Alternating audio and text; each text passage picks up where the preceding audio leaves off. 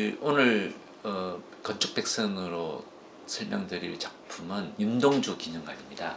이 프로젝트가 건축가협회상 및 다양한 매체에 소개되는 것은 다른 프로젝트와 차별화되는 중요한 이유가 있다고 생각됩니다. 그 첫 번째가 100년이 넘는 건축의 나이와 역사의 켜를 다시 리노베이션을 하면서 담고 있다는 거죠. 과거와 현재 그리고 미래가 얽힌 복합적인 시간의 겹침을 만들어내고, 그렇다고 해서 박제되지 않으면서도 각각의 층마다 과거의 흔적과 현재 그리고 미래의 어떤 공간을 확장되는 가치를 담고 있다는 데 의미가 있겠습니다. 어떻게 보면 건축이 만들어진 어떤 결과물의 우리가 중요함을 느낀다면, 이 프로젝트는 과정에서의 어떤 중요함이 돋보이는 프로젝트입니다. 그 이유는 협연을 통해서 연구 프로세스를 가지고 있다는 거죠.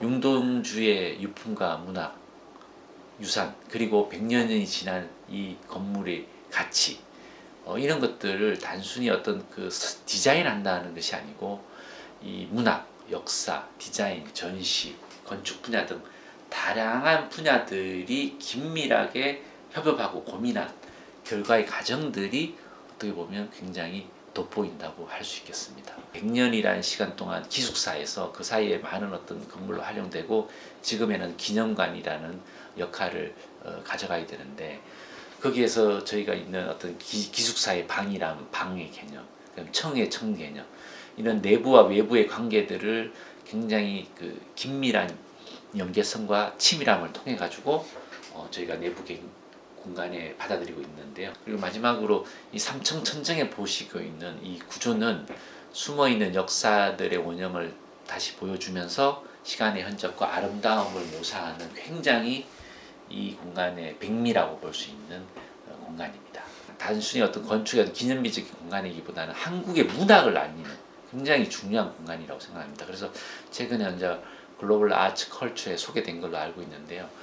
여기 자체가 한국, 중국, 일본을 넘어서서 세계적으로 우리 한국 문학을 알려주는 국제적인 허브 공간으로 발돋움할 수 있다면 훨씬 더 중요한 작품이 될 수 있지 않을까 생각합니다.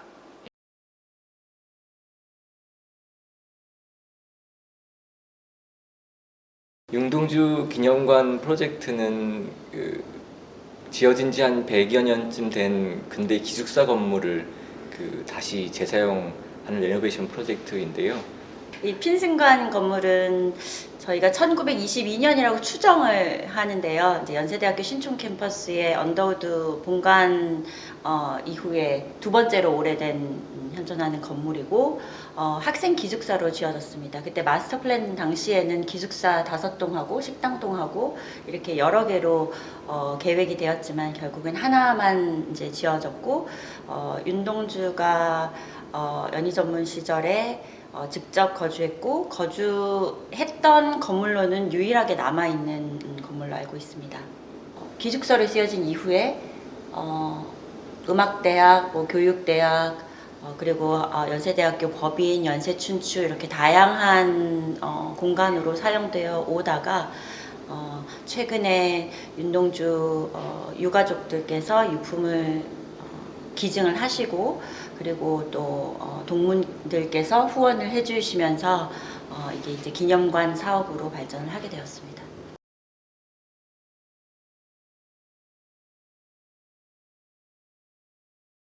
건축가가 누구인지도 사실은 기록도 없고 정확한 도면도 없고, 저희도 공부를 하면서 예전에 남아있던 그냥 단편적인 어떤 기록들을 보면서 추측을 하면서 이제 작업을 했는데요. 그래서 기록들을 찾아봤을 때는 이제 기념관 1층은 소규모 기숙사실로 되어 있었을 것이고, 2층은 약간 중규모, 그리고 3층은 다락방처럼 이제 좌우에 크게 하나씩 이렇게 있어서 3층은 저학년, 그다음에 고학년이 될수록 이제 내려가서 작은 방을 독방 내지 2인실을 쓰지 않았을까, 이제 그렇게 추측을 하고요. 특히 1, 2, 3층이 굉장히 특징이 다른데요. 그게 특이한 게도 구조가 1층과 2층이 다른 상황이에요. 일반적으로는 건물을 지으면 같은 방식으로, 같은 구축 방식으로 지을 텐데, 이 건물 같은 경우는 1층은 이제 벽이 구조를 받는 내력벽 구조인데 반해 2층은 기둥과 보로 잡고 있어서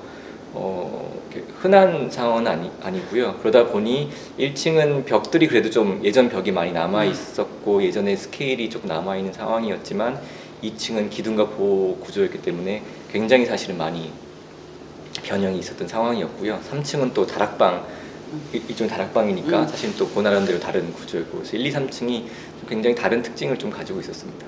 그 건물이 기본적으로 그 외벽과 그 창문은 원형 그대로 그 남아 있는 상황이었지만 그 기숙사 이후에 굉장히 다양한 용도로 쓰다 보니까 굉장히 많은 그 켜들이 쌓였던 것 같아요.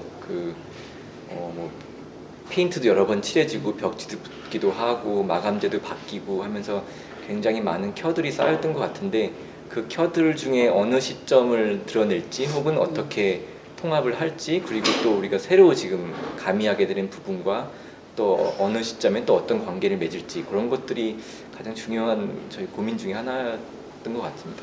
1층의 공간에서 그 이제 방에 들어가는 문짝만 봐도 80년대 이제 만든 문짝, 90년대 만든 문짝 이렇게 저희가 봤을 때 다 달랐는데 그걸 보면서 저희가 어느 부분까지를 약간 역사로 보고 우리가 이거를 이제 보여줄 것이며 어느 부분은 그냥 나중에 덧댔다 생각하고 없앨 것인가에 대한 고민이 조금 많았습니다. 그래서 100년의 역사의 오리지널만 역사고 중간은 아닐까 아니면 어느 시점까지 우리가 가야 될까에 대한 논의를 되게 많이 했었고요. 나중에도 저희가 얘기하는데 우리가 약간 이렇게 뭔가 새로 만드는 느낌보다는 저 지워가는 과정이었던 것 같아요. 그동안 많이 쌓여있던 켜들을 지워나가는데 그걸 어떤 방식으로 지울지 또 어디까지 지울지 얼마나 지울지 그런 방식으로 사실 새로운 공간을 만드는 게 새로운 걸 추가하는 게 아니라 지우면서 새로운 공간을 만든다 이렇게 저희가 조금 작업을 많이 했던 것 같습니다. 네.